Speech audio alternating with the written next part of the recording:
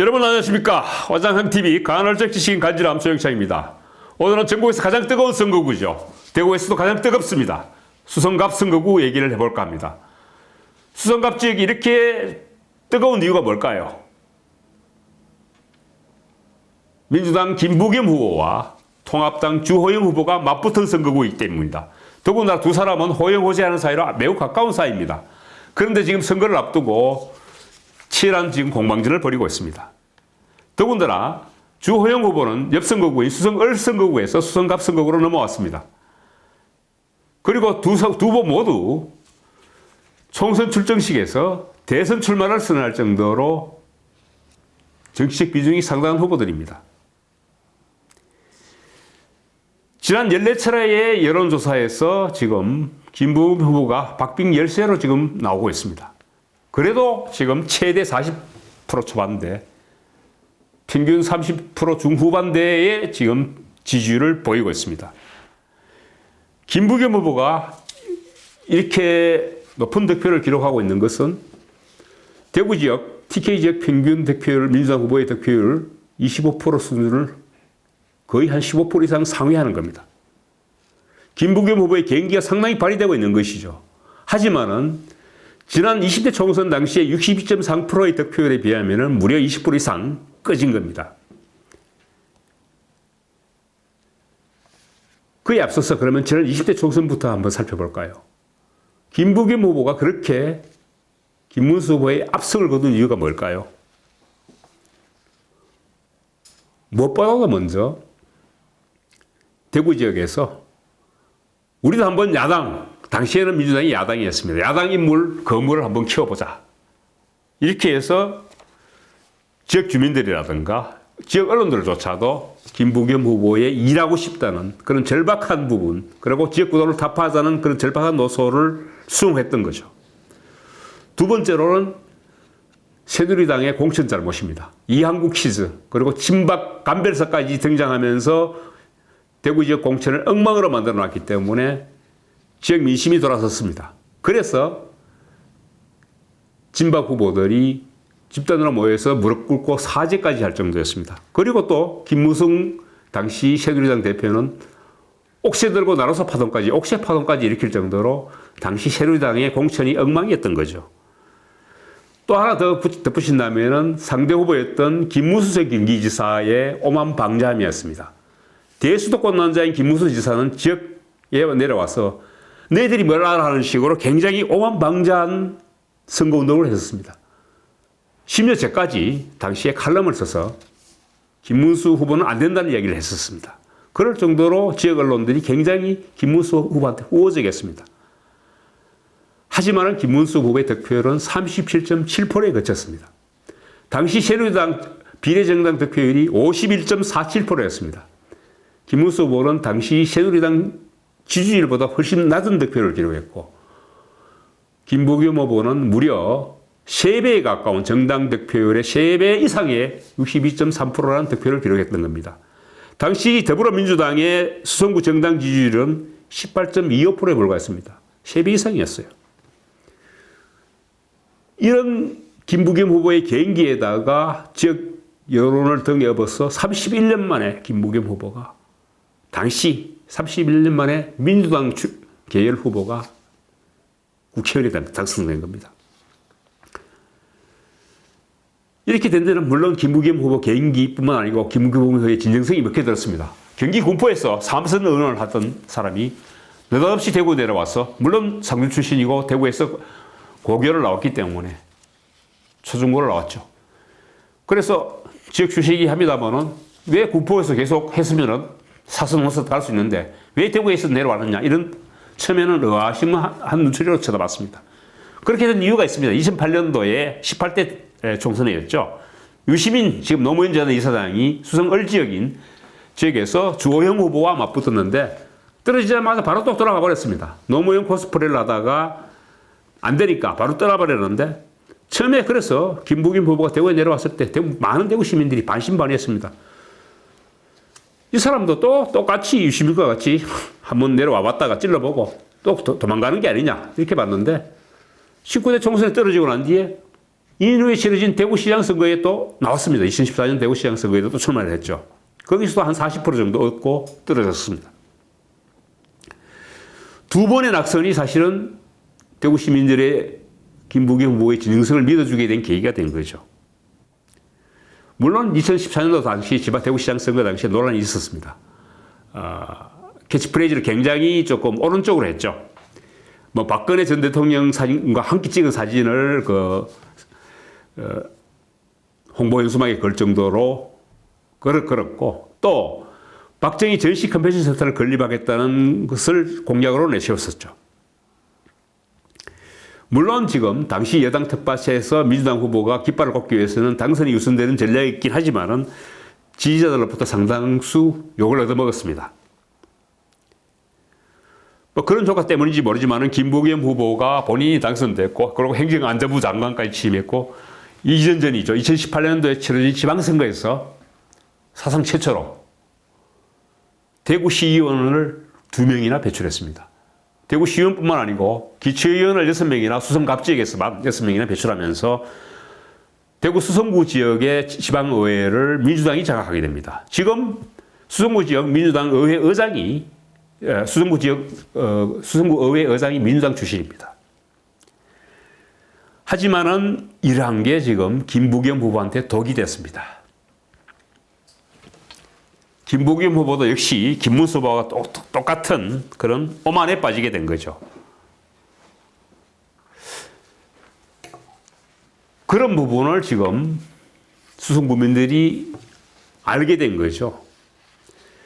김부겸 후보가 과연 그러면 어떤 점에서 대구 시민들의 기대에 부응하지 못했을까요? 이번에는 역시 지금 김부겸 후보는 대구 시민들한테 수성구민들한테 절박하게 호소하고 있습니다. 대구의 변화가 필요하다. 도와달라. 일하고 싶다고 얘기하고 있습니다. 하지만은 수성구민들은 김부겸 후보가 대구를 배신했다.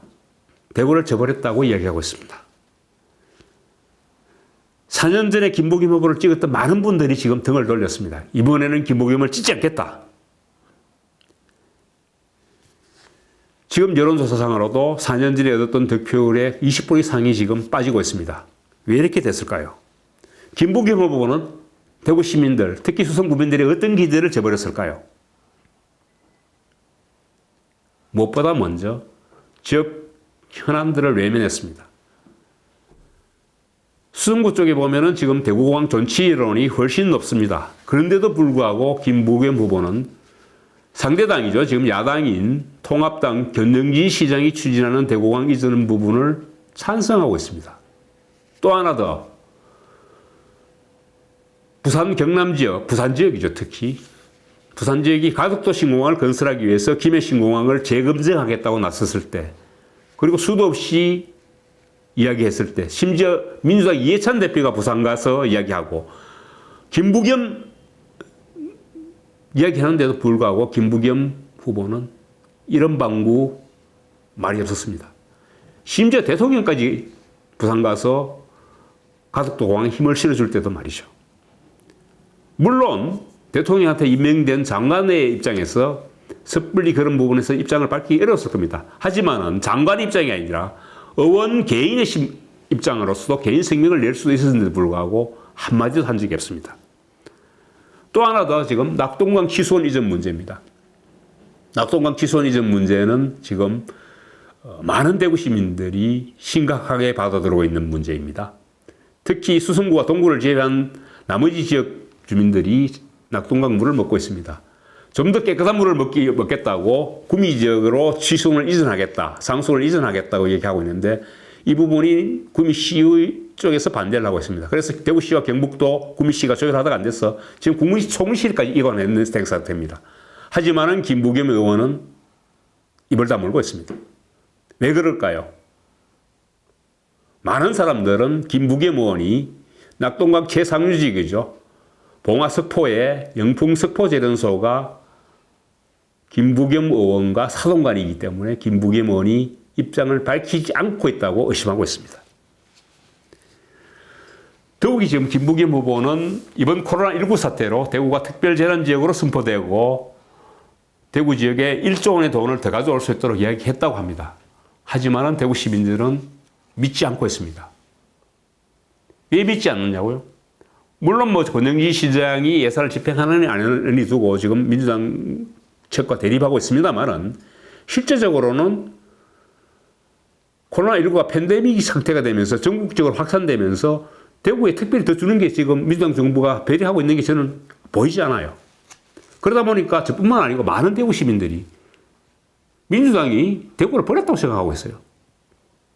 그러다 보니까 지금 김부겸 후보도 같이 도매급으로 넘어가고 있는 거죠. 이어서 사실은 또 하나 더 덧붙인다면 지역이 지금 굉장히 지금 비수도권 지역이 피폐해져 있습니다. 그런 면에서 김부겸 후보가 행정안전부 장관이 될 때 많은 기대를 걸었습니다.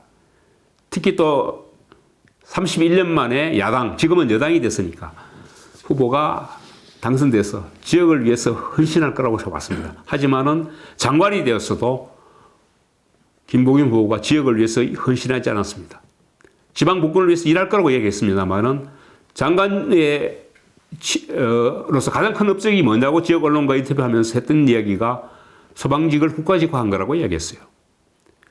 소방직 국가직화는 문재인 대통령의 대선 공약입니다. 그런 측면에서 아주 중요한 정책임이 분명합니다. 하지만은 많은 지방직들은 오히려 소방직 국가직화를 배관시하고 있습니다. 소방직이 국가직화됐다고 과연 처우가 좋아졌느냐? 단지 포퓰리즘이라는 거죠. 실제적으로는 여러 지역에서는 국가직화하고 난 뒤에 오히려 처우가 나빠진 지역도 있다고 합니다. 국가직화해서 모든 공무원들의 처우가 나아진다면 모든 지방직을 국가직화하면 되죠. 국가가 예산 지원하면 되죠. 왜 하지 않습니까? 그런 측면에서 김부겸 후보의 어떤 소방직 국가직화를 자신의 업적으로 내세우는 것은 무리하다는 거죠. 그리고 마지막으로 김부겸 후보가 친문 눈치 보기가 너무 심하다. 친문 눈치 보기라는 게 사실은 김부겸 후보도 소위 말하는 문바들이죠. 극성 그 친문 지지자를 문바라고 이야기하는데 문바들한테 김부겸 후보도 집단 거의 린치에 가까운 테러를 당한 적이 있습니다. 그래서 2012년 대선 경선 때 물론 중도 포기했습니다만은 휴대폰 번호를 바꿔야 할 정도로 김부겸 후보도 피해를 본 적이 있습니다. 하지만은 지난 대선 총선에서 압도적인 지지율을 얻고 그리고 지방선거에서도 약진을 하자 김부겸 후보는 김치국을 먼저 마시기 시작했다는 거죠. 그래서 지금 지난해 조국 사태가 터졌을 때 친조국 스탠스를 취했습니다. 오히려 조국을 동조하는 쪽에 이야기를 했습니다. 물론 올 들어서 지역 여론이 나빠지자 지금 문재인 대통령도 비판하고 조국 전 장관도 비판을 했습니다만은 실제적으로는 그 본심이 아니고 총선용이었다는 거죠. 그리고 지금 총선 출정식에서 대선 출마를 선언했습니다만은 김부겸 후보를 놓고 민주당 대선 후보가 되지 않을 거라는 걸 지역 주민들도 알기 시작했다는 거죠. 김부겸 후보는 단지 민주당의 페이스메이커에 불과하다. 그렇게 지금 여기고 있는 겁니다. 이런저런 이유로 지금 사실은 수성 국민들은 김부겸 후보를 대선 후보로 인정하지 않을 뿐더러 TK 배신자로 지역 주민들의 믿음을 저버렸다고 지금 이야기하고 있습니다. 저도 그런 부분을 염려해서 예전에 김부겸 후보한테 김부겸 후보를 향한 구애 메시지를 던진 적이 있습니다. 유튜브 방송을 통해서, 저희 방송을 통해서 쫄지마 김부겸 이렇게 얘기한 적이 있습니다. 그런데 그런 부분에 대해서 김부겸 후보가 별로 신경 안 썼던 것 같아요. 따라서 사실 지금 최근의 그 지지율 하락은 저는 김부겸 후보의 자업자득이라고 생각합니다.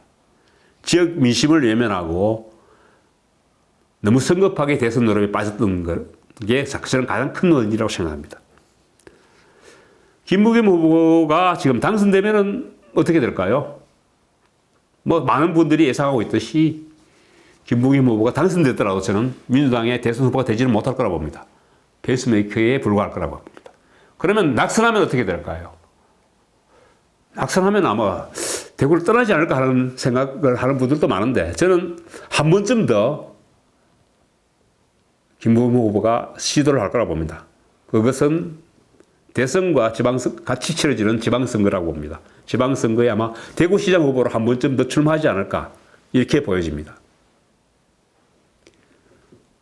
뭐 차라리 쓸데없는 걱정이 정치인 걱정과 연예인 걱정이라고 하는데 제가 왜 쓸데없이 김부겸 후보의 낙선 후에까지 그 진로까지 제가 고민했는지 모르겠습니다만 하여튼 이 정도로 오늘 제 얘기 마치겠습니다.